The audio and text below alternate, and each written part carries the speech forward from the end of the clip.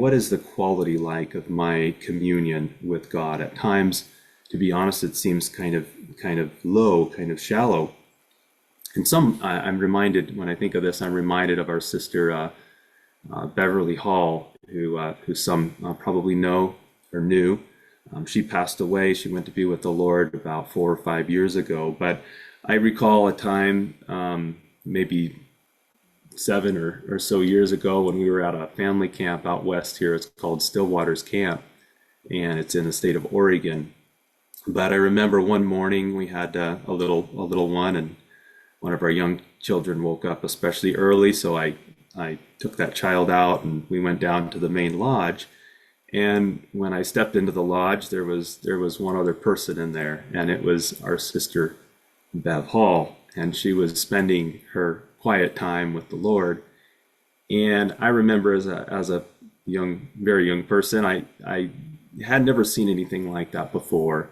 It was someone who was completely captivated by her Lord, and she didn't even notice me and my little son walk into the room there, because I think to her, no one else really existed in that moment in time.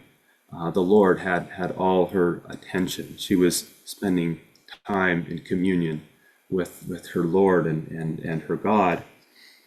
But it makes me wonder, well, what would someone see if they saw me during my quiet time with the Lord? They might see someone who's sort of distracted, maybe someone who's looking at their phone a little too often.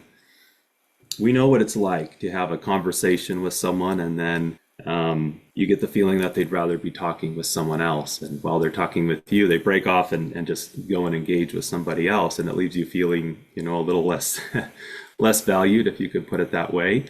But do we do the same thing with the Lord? Do we leave off our time with the Lord to engage with somebody else?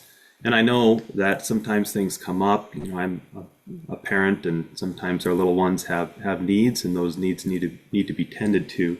But my thought is, do we let ourselves get pulled away from that time with the Lord for things that really are not pressing, things that really are not urgent?